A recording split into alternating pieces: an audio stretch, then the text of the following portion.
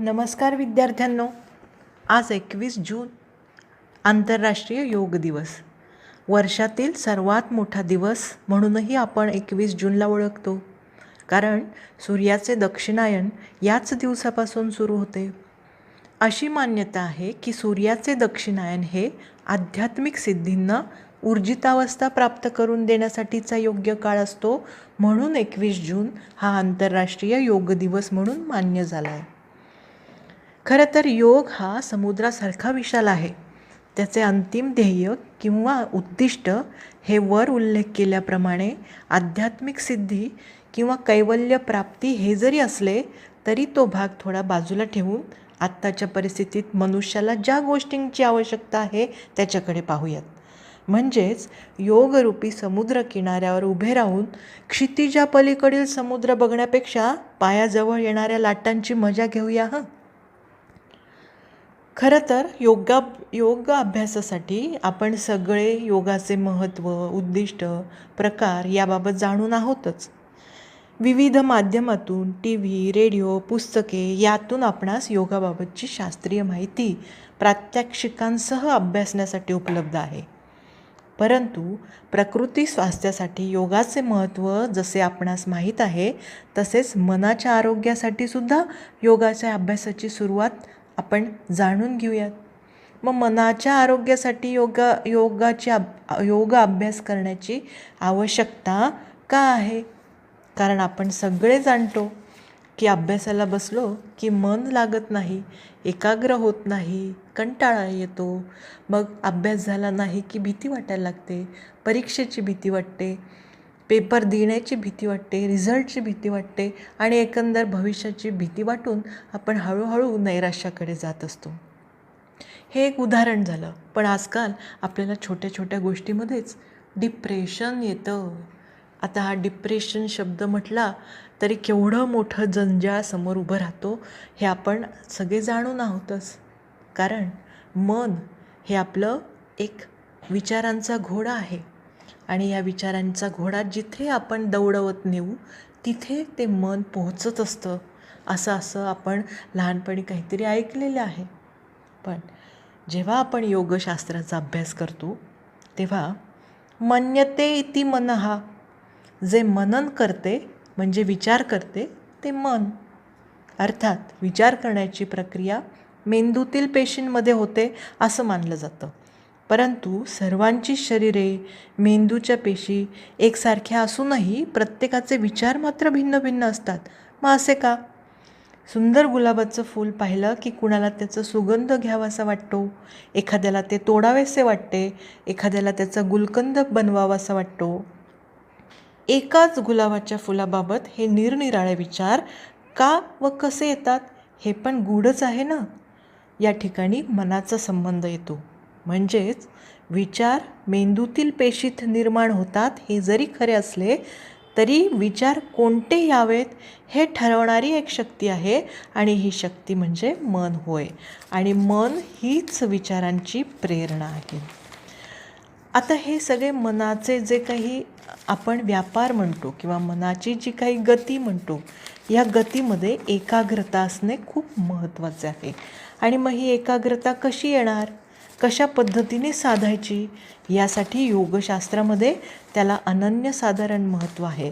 किंबहुना आपण असं म्हणूयात की योगशास्त्राच्या आधारेच आपण मनावर विजय प्राप्त करू शकतो, मनाची एकाग्रता आपण वाढवू शकतो.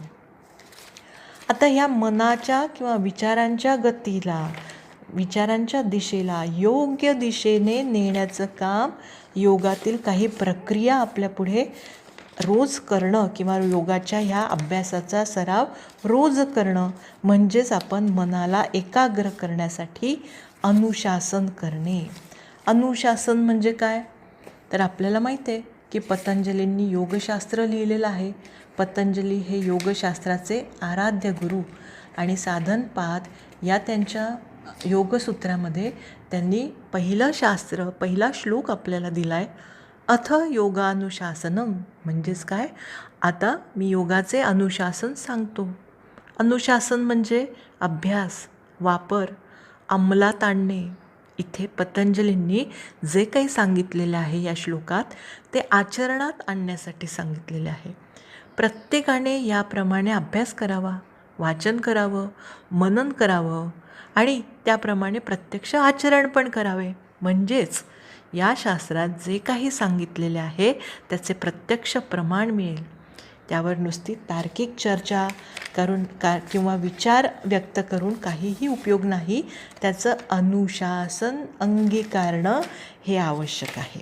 मग आता ह्या महर्षी पतंजलींनी जे योगशास्त्र सांगितलेलं आहे ते योगशास्त्र शिकण्यापूर्वी असा एक प्रघात आहे की या आराध्य दैवताने ही योग साधनेची देणगी संपूर्ण मानवजातीला दिलेली आहे.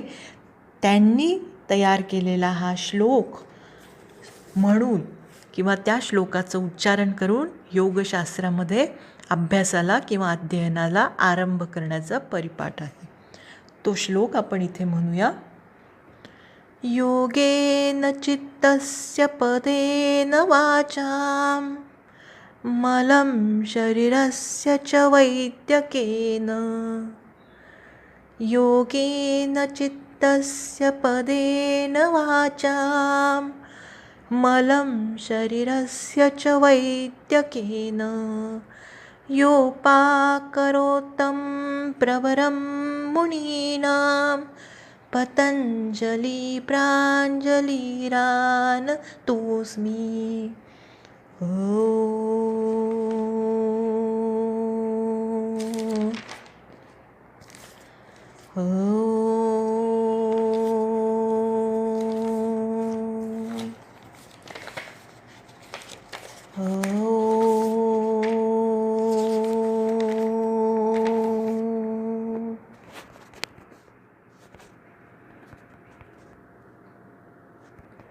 संकल्प विकल्पात्मक मनः असे मनाच्या बाबतीत नेहमीच म्हणतात. म्हणजेच काय, आपणाला जाणवल्यास कोणतेही विचार मनाच्या माध्यमातून निर्माण होतो. आपल्या मनात अखंडपणे विचार चालू असतात, पण ते फक्त जागेपणी. या विचारांचा विचार केल्यास आपणाला जाणवते की विचार हे दोन्ही बाजूचे असतात, म्हणजेच परस्पर विरोधी असतात. उदाहरणार्थ, समोरचा पदार्थ खावा की खाऊ नये, गुलाबजाम खावा की पेढा खावा, मी बाहेर फिरायला जावे असा विचार येतो नाही येतो, लगेचच मी बाहेर फिरायला जाऊ की नको असाही विचार येतो. म्हणजे अशा परस्पर विरोधी विचारांमुळे मनाला संकल्प विकल्पात्मक मनः असे म्हणतात. म्हणून मन केवळ विचार करते असे नाही, तर ते दोन्ही बाजूंनी विचार करत असते. मग आता यामध्ये आपली भूमिका काय असावी किंवा आपण मनाला नियंत्रित कसं करावं, तर त्यासाठी आपल्याला जागृत मनाचे कार्य जाणून घेतले पाहिजे. आपल्याला जाणवलेले विचार मनाच्या माध्यमातून निर्माण होतात आणि जागृत मन हे पंच इंद्रियांमार्फत ज्ञान ग्रहण करण्याच्या प्रक्रियेतला महत्त्वाचा दुवा आहे, हे आपल्याला माहीतच आहे. बाह्य विश्वातील संवेदना पंच ज्ञानेंद्रियांमार्फत स्वीकारल्या जातात. त्या संवेदना मेंदूत पोहोचल्या की आपणास त्या गोष्टीचे ज्ञान होते आणि या संवेदना मेंदूपर्यंत पोहोचवण्याचे कार्य मनामुळे घडवले जाते.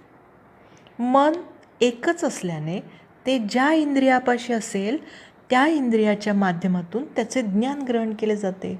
म्हणजेच पंच ज्ञानेंद्रियाच्या माध्यमातून ज्ञान ग्रहण करण्यास मनाची तेथे उपस्थिती आवश्यक आणि अनिवार्य आहे. उदाहरणार्थ, वर्गात ज्या वेळेला आपल्याला शिक्षक शिकवत असतात त्यावेळेला ते फळ्यावर आपल्याला काहीतरी संकल्पना स्पष्ट करून सांगण्यासाठी फळ्यावर त्याचा उल्लेख केलेला असतो. म्हणजेच आपले ज्ञानेंद्रिय फळ्यावर लिहिलेल्या त्या संकल्पनेकडे एकाग्र होणे हे आवश्यक आहे. आपलं जागृत मन तिथे पोहोचणं आवश्यक आहे.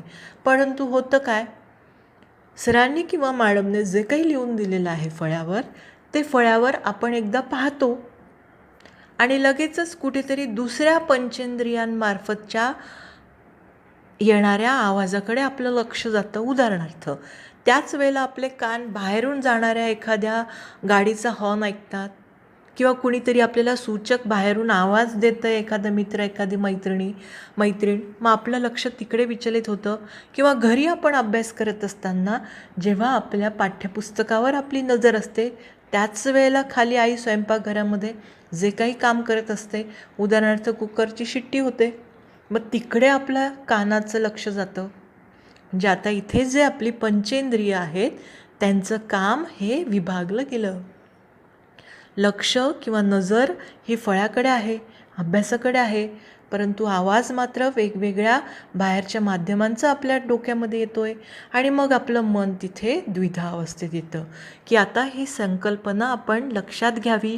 पण संकल्पना लक्षात घेत असतानाच कुकरचीही शिट्टी आपल्याला ऐकू येते.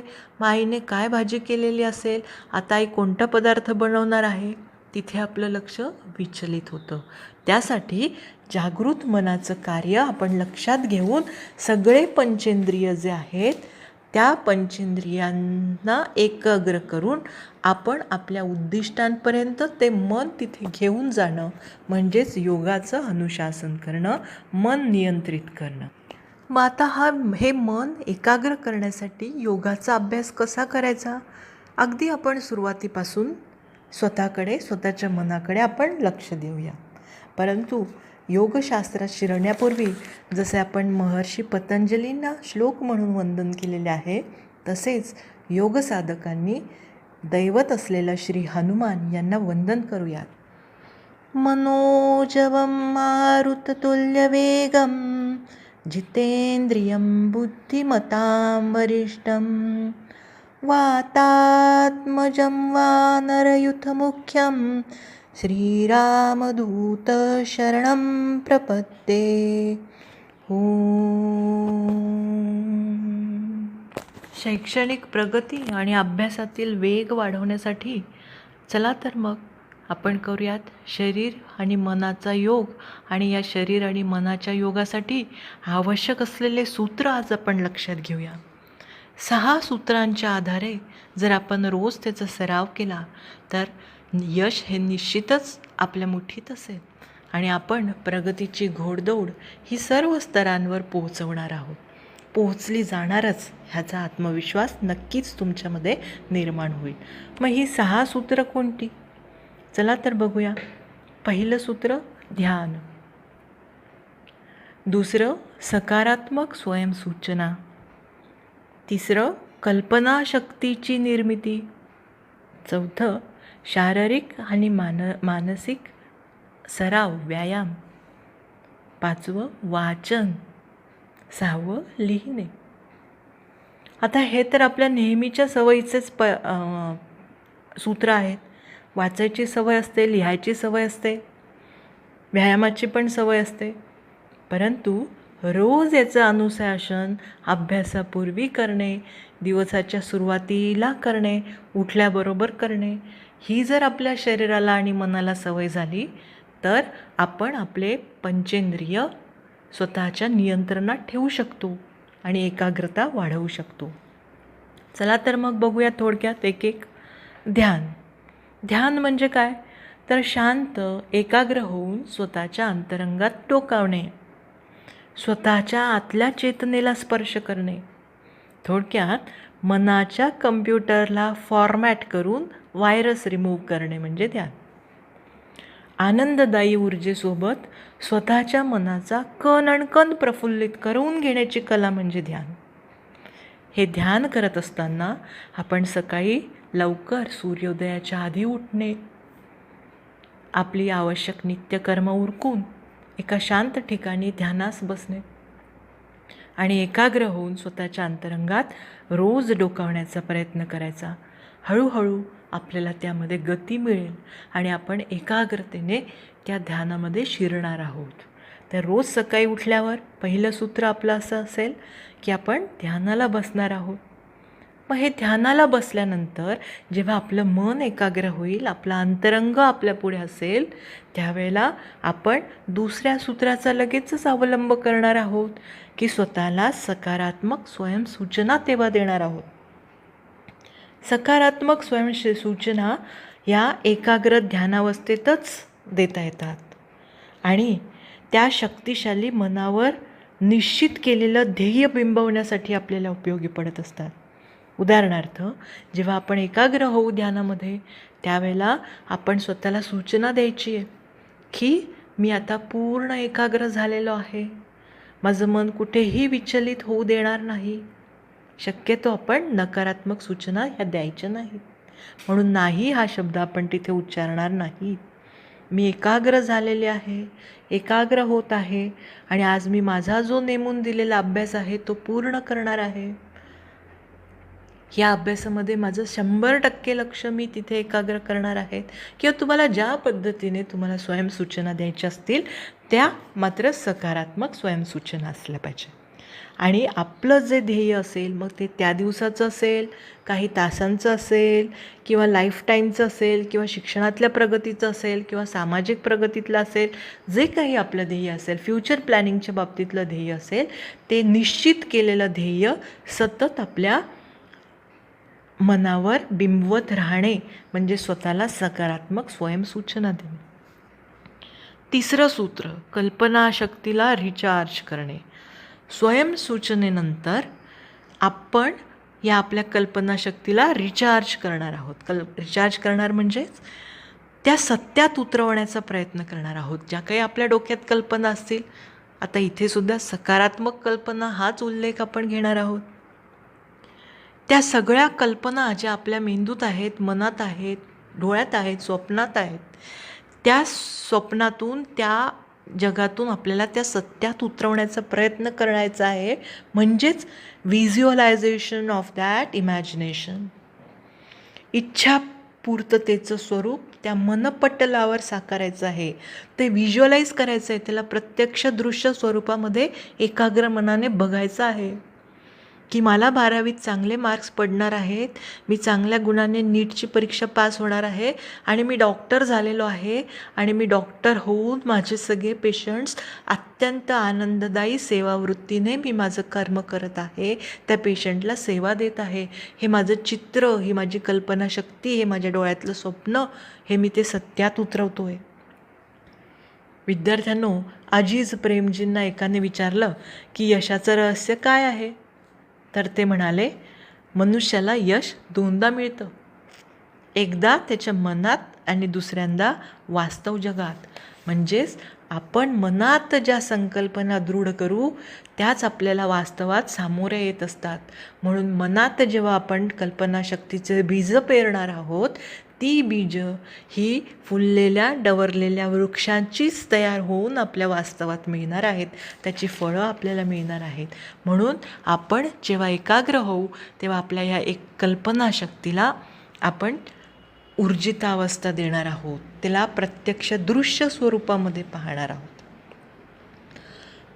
त्यानंतरचं सूत्र आहे व्यायाम. मन एकाग्र झालं आहे, त्या मनाला आपण सकारात्मक सूचना पण देतोय, त्याच्यात कल्पनाशक्तीची बीजं पण रोवली आहे. या सगळं चार्ज झालेलं जे मन आहे त्या मनाला खेळतं ठेवण्यासाठी, त्या मनातली ऊर्जा आपल्याला खेळती ठेवण्यासाठी व्यायामाची आवश्यकता आहे. शारीरिक व्यायाम गरजेचा आहे. आता शारीरिक व्यायाम तुम्ही तुमच्या पद्धतीने करू शकता. व्यायाम आहे, प्राणायाम आहे, योगासनं आहे, वेगवेगळ्या प्रकारच्या तुमच्या कार्डियाक एक्झरसाइज आहेत, जिम एक्झरसाइज आहेत.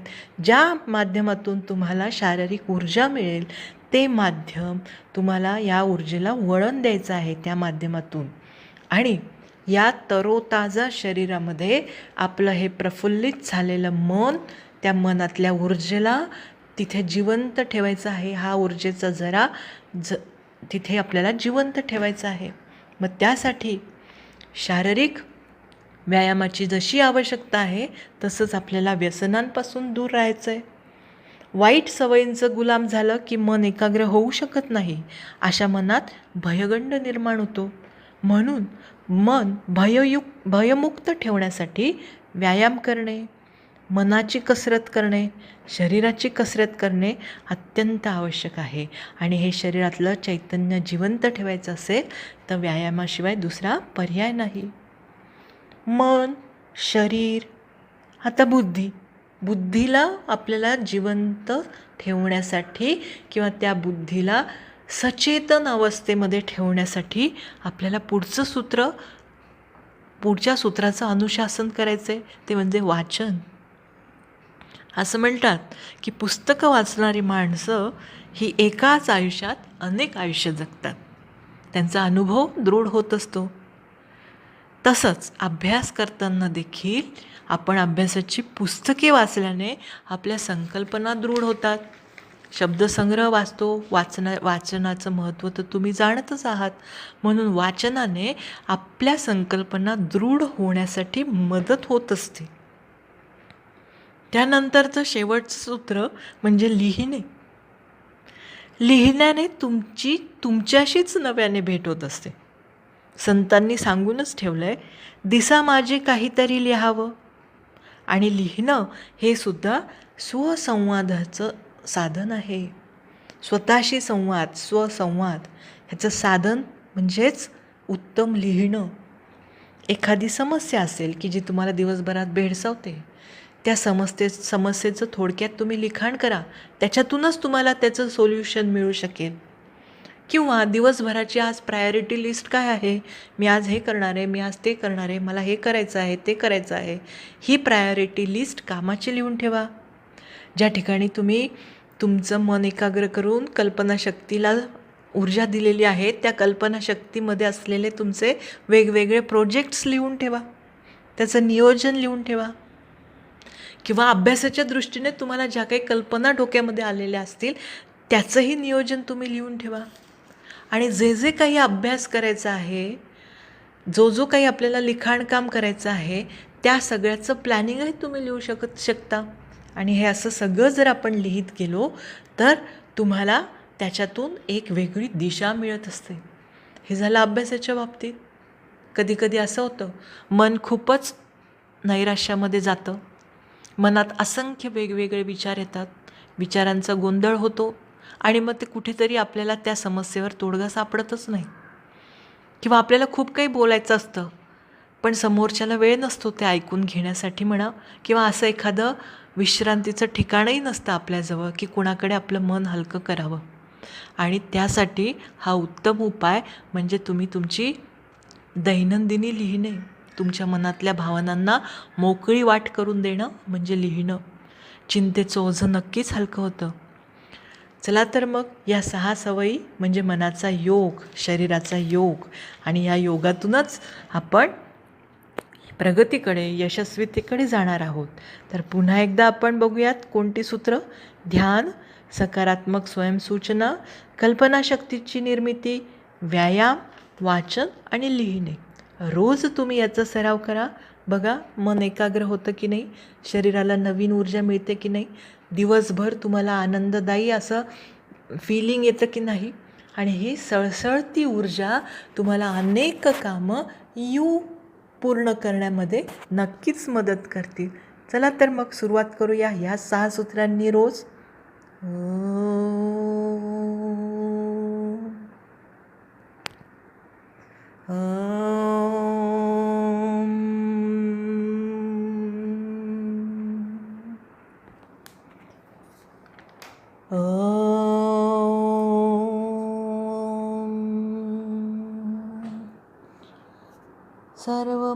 सर्वमंगलमांगल्ये शिवे सर्वार्थसाधिके शरण्ये त्र्यंबके गौरी नारायणी नमोस्तुते.